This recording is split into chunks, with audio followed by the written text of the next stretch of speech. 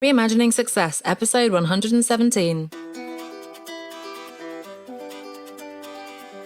You're listening to Reimagining Success, the podcast where we help you reimagine your future, designing a life and career beyond the 9 to 5 that allows you the freedom, flexibility, and fulfillment that you've been dreaming of. I'm your host, Anna Lundberg. Now, let's get started on those dreams. Okay, so you've decided you want to get out of your comfort zone. You want to mix things up a bit. You want to redefine what success looks like for you. Now what? Now, of course, as a coach, you might expect me to say, hey, work with a coach, pay lots of money, get them to guide you through the process. And while that can be very powerful, it may be that you're at the very early stage of redefining success. You haven't really opened up your eyes yet, or you're just beginning to open your eyes to the possibility of doing something different, living a different life, changing career direction, starting a business, evolving in an unexpected way, perhaps. And it can be quite scary.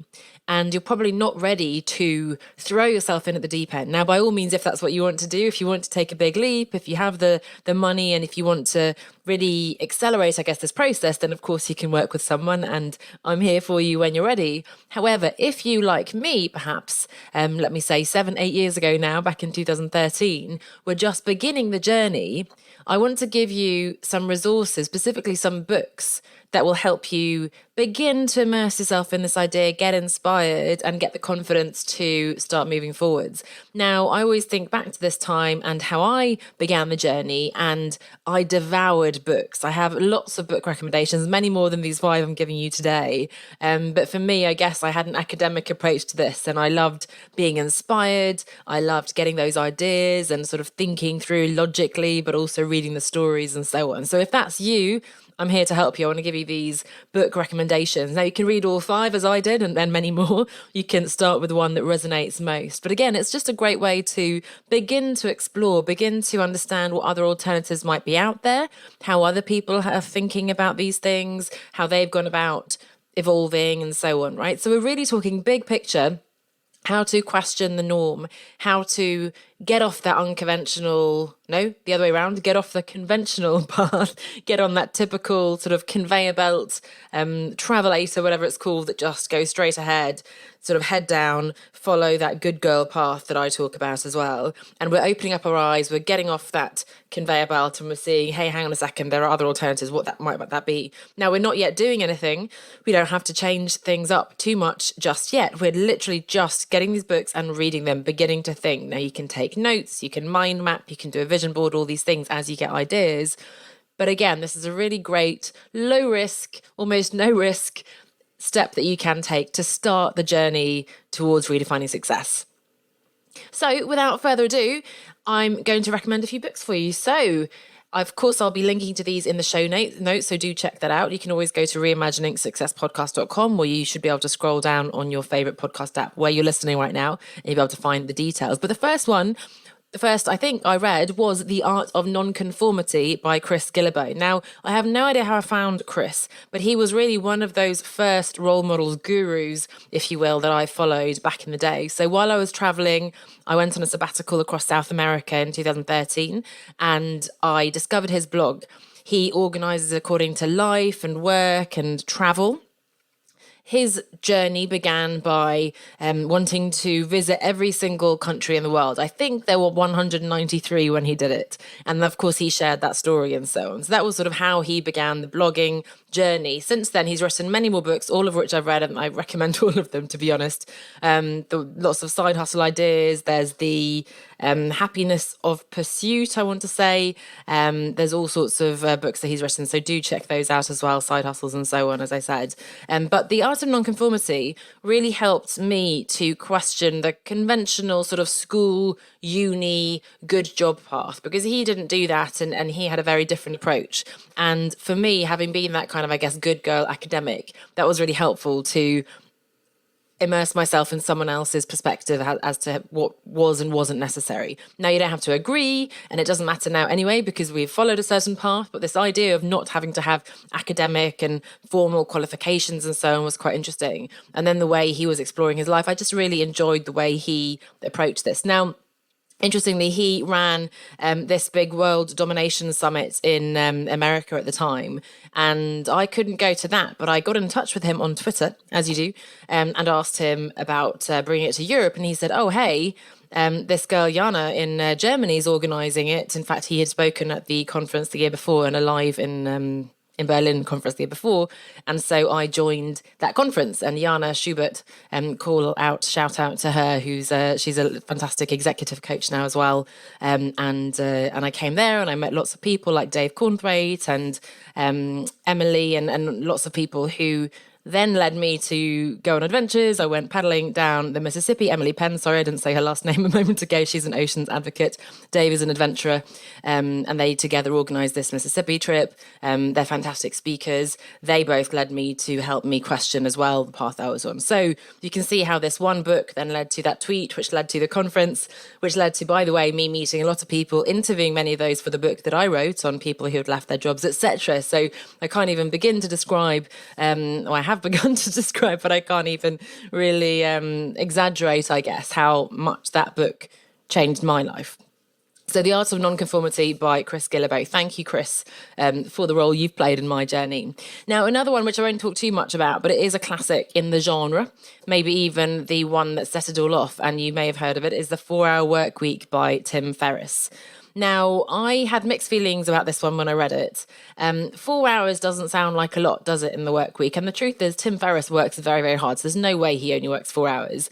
The oversimplified version of what he writes about is that you find a job, or rather a business, you automate it as much as possible. It's something like, selling protein powder or coffee beans or whatever. You outsource, you automate, so that you can then spend most of your time off on a beach, learning tango, traveling the world, whatever, which sounds very appealing. And it certainly helps you, and this is why I'm recommending it, to question that conventional role, even of working in your business, being tied to, being paid by the hour and trading money for time, essentially. Really useful book to question that. Now, I found it went into too much detail towards sort of the middle end. It got into too much sort of practicalities of all that automation and so on, which isn't necessarily as powerful. But again, that nugget, that shift of the paradigm as to how you can live your life, the career setup, as it were, really, really powerful. And Tim Ferriss is an incredible, ambitious, driven person who has all sorts of other resources on his websites and so on too. He's done the 4-Hour Body as well. He's very dedicated and incredible, inspiring person. But again, this is an interesting one that questions, hey, hang on a second, maybe I don't have to work 40 hours a week or 60 hours a week or whatever it is you work. The next one, I've got a few quotes that I pulled out of this because I wrote a blog post on this one many years ago. It's The Icarus Deception by Seth Godin. Now, you may have heard of Seth Godin as this marketing guru. He's written so many incredible books. For example, The Purple Cow, I read back in my corporate marketing days. I've read his more recent books again, really recommend anything that he's written, Seth Godin. He revolutionized the blogging, or at least he had a very unique approach to blogging with very short blog posts when everybody else was doing massive long ones. And he really is, I guess, recognized as a guru in the industry. This book, The Icarus Deception, is not in the marketing genre. It's rather, again, helping you question what it is you want from life. And I loved it for many reasons. I've always been a fan of Greek mythology. And Icarus, if you don't know the story, and I apologize if I'm bastardizing this, but in a nutshell, you may have heard of Icarus and his father escaping, I think, from some island in Greece, of course, back in the day. And his father had made these wings with wax, and he said, okay, don't fly too close to the sun, my dear Icarus, because the wax will melt from the sun, the heat, and you'll fall to your death. However, and of course, this is what happened tragically, and he fell into the sea. What we forget in that story is that Icarus's dad also said, don't fly too close to the water, to the sea, because the salt water will splash up and also sort of melt the wax, and again, you'll fall to your death. And the really interesting metaphor there that Seth Godin is talking about is that, hey, we always, well, most of us at least, hold ourselves back.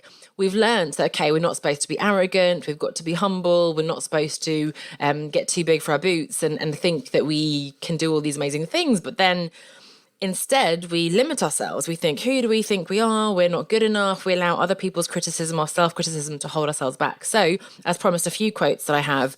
One of them, this is from Seth in the book.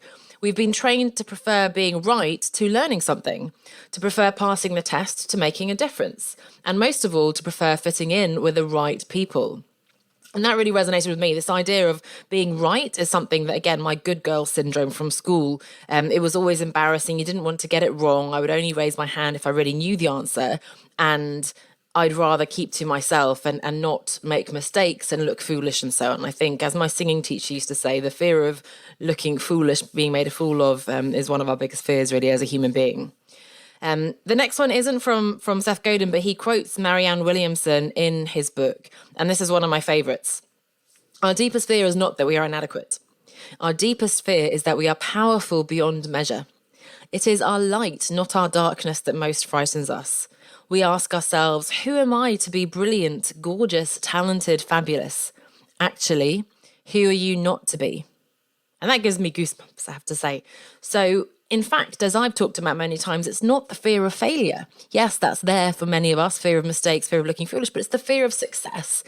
We hold ourselves back, we forget, we don't believe, we don't allow ourselves, and we're in fact afraid of living up to our full potential. And that's a really powerful thought, and I hope that sort of shifts the way you're thinking about things. Hang on a second, maybe it's success that you're afraid of rather than failure.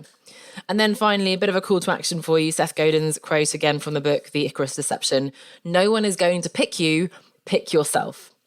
And that one's so important. When you are looking for your dream career and designing your dream lifestyle, ideal lifestyle, nobody, as I tell my clients, nobody is going to come, no recruiter, no employer, or rarely does this happen, will come to you and say, hey, Anna, I know you want to change your direction completely, live a different life and do something completely different in your work. Hey, let me give you your ideal job on a plate here. Don't worry, you don't have to work all week. You can work from home, you can travel, you can do exactly what you want. This is your ideal role and I'm just going to give it to you. Ta-da! Wouldn't that be nice? So nobody's going to do that. Nobody's going to pick you for that ideal job because you have to create it yourself. You have to look for it, you have to upskill, you have to make the connections and network and so on. You have to craft the business and the life you want. So no one's going to pick you, pick yourself. That's The Icarus Deception by Seth Godin. Another powerful one, which is, again, questioning the way we define success, but really how we define success and set goals specifically. And it's Danielle Laporte, who's written The Desire Map. And she's, again, written many others, and she's created whole workbooks and all sorts around this. So do check that out. She talks about the idea of core desired feelings. And as she says, it's goals with soul. So again, apologies for not getting quite the nuance of her, but I do encourage you to check it out. I read her book on audiobook on Audible. She's got a lovely, soothing voice that's really nice to listen to. But rather than me saying, hey, I want to buy a house, I want to change into this career, I want to achieve this much money in my, income in my business, etc. Fine, they're, targets to have and so on. She recommends that we take a step back or elevate, I guess, and ask ourselves, okay, how do we want to feel? So independently of those goals, in fact, maybe I want to feel connected. I want to feel fulfilled. I want to feel a sense of belonging. I want to feel radiant. I want to feel present, mindful. There are so many things, right? And it's so personal to you. And again, I encourage you to read the book if this sounds interesting. She goes through all sorts of different adjectives that you can use, and it's really powerful.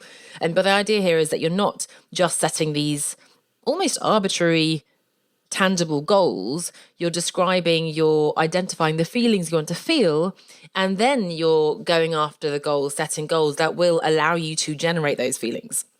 So as an example, maybe I want to feel grounded, secure, safe. Maybe buying a house will help me feel that. Maybe that house will help me feel like I have a space for myself. I'll always have that place to go back to.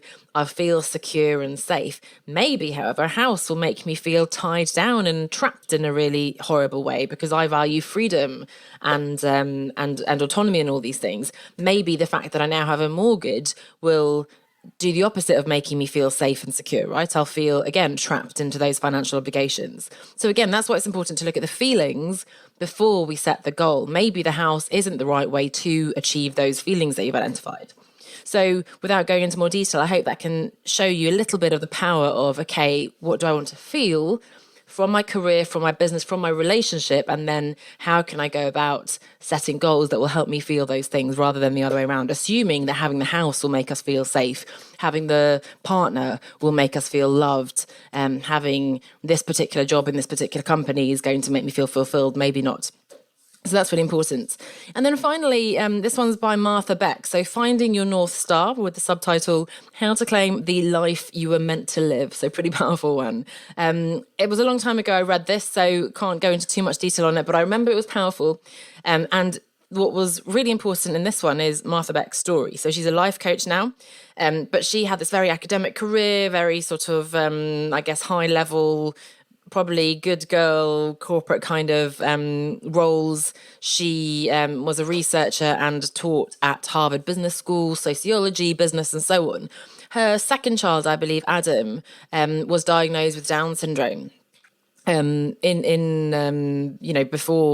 he was born, so in the uterus, I guess, pre-birth, I'm not finding the words, and the things that people said to her and the advice she got from people who she thought were her friends and colleagues and so on was so shocking to her and created such a big change in the way she saw things that actually she, of course, chose to have the child, Adam, and she went on to change her career completely and live a very different life, rather than that high-octane, stressful job that she had before and so on, right? So it really shifted, clarified her values and led her to the life and the career that she's running now, which is very different. So again, really powerful story. I thought that personal story, and I love this idea of the North Star, even just the title, having that guidance, having that thing that you're working towards. It's going to look different once you get there, but just knowing that's the direction you're working towards, that's the shining light that you're moving towards, really, really powerful. So those are the 5 books that I recommend. Again, do check them out in the show notes on reimaginingsuccesspodcast.com or have a look on the podcast app where you're at the moment. Do let me know if you read them. Of course, you can always get me at podcast@onestepoutside.com. I'd love to hear how you get on. And I hope these books, again, if you're really at the beginning of the journey, or for that matter, if you're further along, I hope these books will help you to discover some alternatives, feel inspired and empowered to begin to redefine success and maybe start taking those steps to follow that different North Star. Thanks so much for listening. I'll see you next week. Bye for now. Thanks for listening to Reimagining Success with Anna Lundberg. I'm sure you know someone, a friend, a colleague, who could also benefit from this podcast. I'd love for you to share the podcast or maybe your favourite episode with them so that they can listen too. Thank you so much for your support.